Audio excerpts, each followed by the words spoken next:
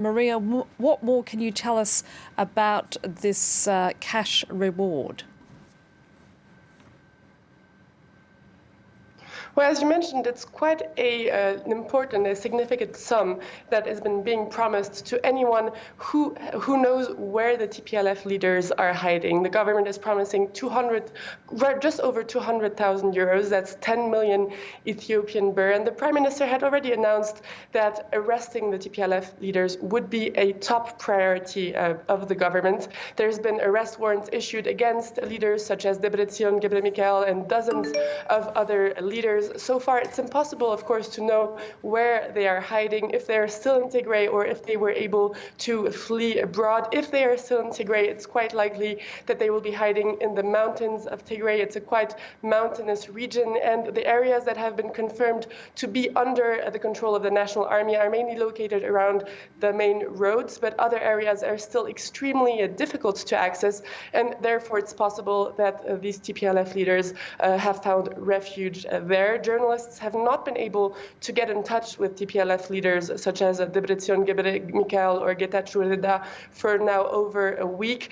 Communication has been very difficult generally because of the communications blackout, but now there's been no contact at all for about 1 or 2 weeks already. And talking about the region itself, as a result, has the situation calmed down in Tigray?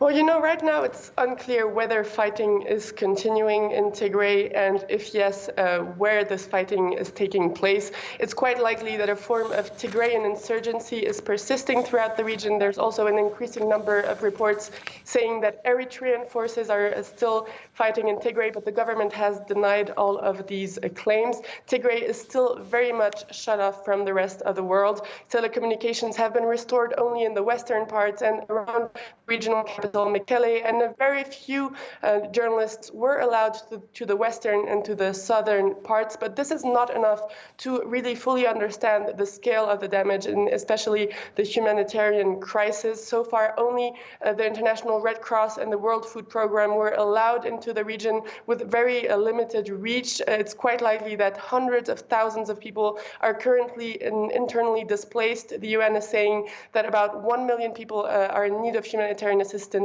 in addition to the 600,000 that were already relying on aid before the conflict started. So humanitarian organizations are now really worried about what they will find in Tigray once things open up again.